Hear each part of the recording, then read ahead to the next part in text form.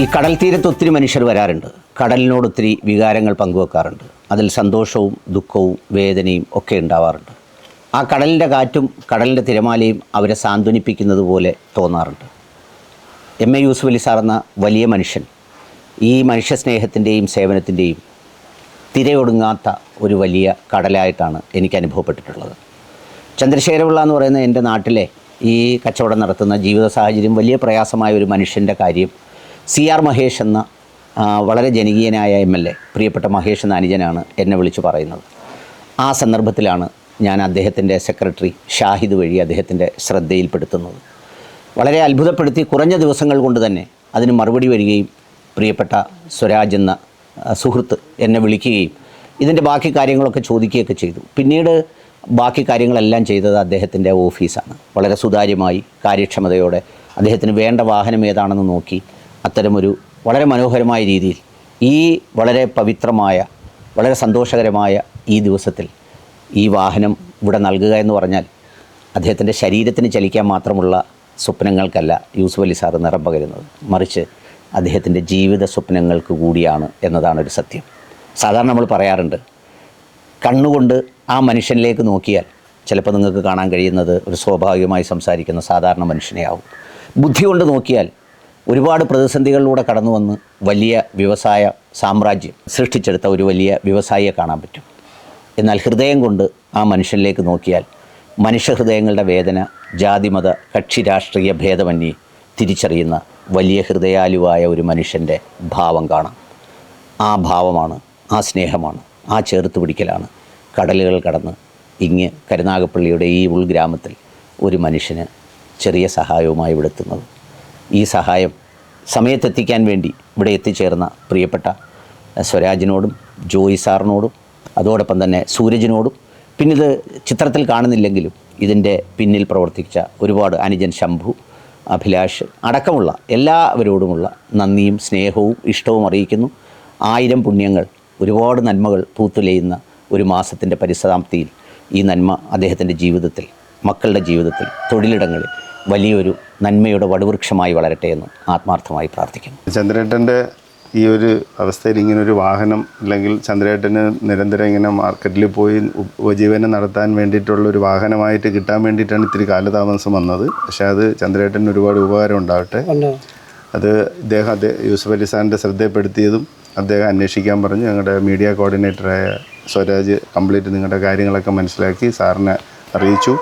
അപ്പോൾ സാർ പറഞ്ഞു എത്രയും പെട്ടെന്ന് ഒരു വാഹനം എത്തിച്ചു കൊടുക്കണം. അങ്ങനെയാണ് എത്രയും പെട്ടെന്ന് ഞങ്ങളും ഒക്കെ ഈ നോമ്പ് കാലഘട്ടം ആയതുകൊണ്ട് ഒരുപാട് ചാരിറ്റി കാര്യങ്ങൾ നോയമ്പ് സമയത്ത് കിട്ടിയ വലിയ കാര്യമാണ്. സാധാരണ നോയമ്പ് സമയത്ത് എല്ലാ കാര്യം പല പല ബുദ്ധിമുട്ടുകളും കാര്യങ്ങളും നമുക്കറിയാം. പ്രമുഖ പത്രപ്രവർത്തകൻ ശ്രീ അനിൽ മുഹമ്മദ് അവർ വഴിയാണ് യൂസുഫ് സാറിൻ്റെ ശ്രദ്ധയിൽ ഈ വാർത്ത വരുന്നത്. അന്ന് തന്നെ നമ്മൾ അന്വേഷിച്ചു. ഇദ്ദേഹത്തിൻ്റെ ദുരിതപൂർണമായ ജീവിതം നമ്മൾ കണ്ടറിഞ്ഞു. അത് അപ്പം തന്നെ യൂസുഫ് ഭായിയെ അറിയിച്ചു. അത്രയും പെട്ടെന്ന് തന്നെ ഇദ്ദേഹത്തിന് ഈ ഒരു ബൈക്ക്, ഇദ്ദേഹത്തിൻ്റെ ഉപജീവന മാർഗമായ ലോട്ടറി വിൽപ്പന നടത്താൻ ബൈക്ക് വാങ്ങി നൽകാൻ ആവശ്യപ്പെട്ടു. അങ്ങനെയാണ് അദ്ദേഹത്തിന് ഈ മുച്ചക്ര ഇലക്ട്രിക്കൽ വണ്ടി അദ്ദേഹത്തിന് മേടിച്ചു കൊടുക്കുന്നത്. ഇത് അദ്ദേഹത്തിൻ്റെ ഇനിയുള്ള ജീവിതത്തിൽ അതൊരു വലിയ പിന്തുണയാകട്ടെ എന്ന് ഈ അവസരത്തിൽ പ്രാർത്ഥിക്കുന്നു. അദ്ദേഹത്തിൻ്റെ ഇനിയുള്ള ജീവിതം ഗംഭീരമാവട്ടെ എന്ന് പ്രാർത്ഥിക്കുന്നു. ഈ വണ്ടി തന്ന യൂസുഫ് അലി സാറിനും കുടുംബത്തിനും എന്നും എൻ്റെ പ്രാർത്ഥനയും എല്ലാം ഉണ്ടായിരിക്കുന്നതാണ്. ഇത് എനിക്ക് വണ്ടി കിട്ടാൻ കാരണം എൻ്റെ MLA ആയ മഹേഷ് സാർ, CR മഹേഷ് സാറാണ് ഇതിന് ഞാൻ വണ്ടിക്ക് പറഞ്ഞത്. അത് അനിൽ മുഹമ്മദ് സാറ് മുഖാന്തരമാണ് യൂസുഫ് അലി സാറിനെ ബന്ധപ്പെടേണ്ടി വന്നത്. ആ സാർ അങ്ങനെയാണ് എനിക്ക് വണ്ടി കിട്ടിയത്.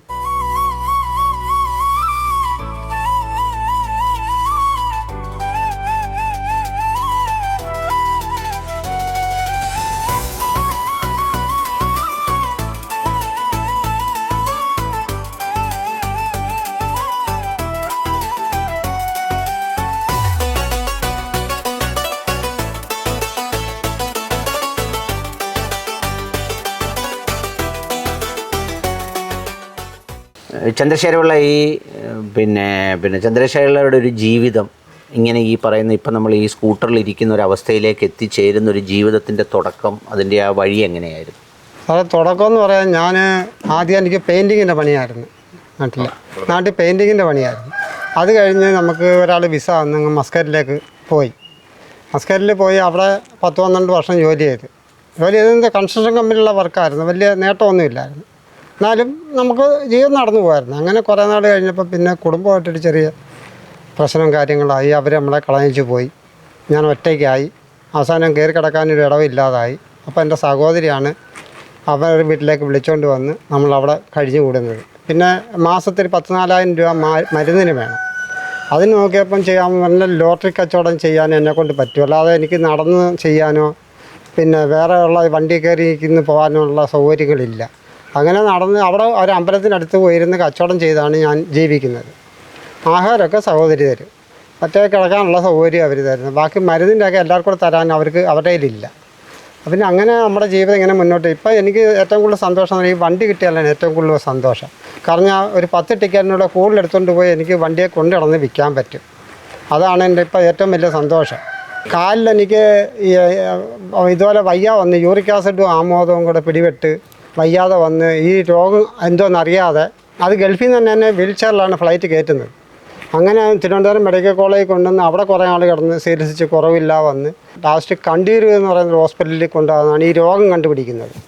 ആമവാദമാണെന്നും യൂറിക് ആസിഡാണെന്നും കണ്ടീർ ഹോസ്പിറ്റലിലാണ് എന്നെ ഈ രോഗം കണ്ടുപിടിക്കുന്നത്.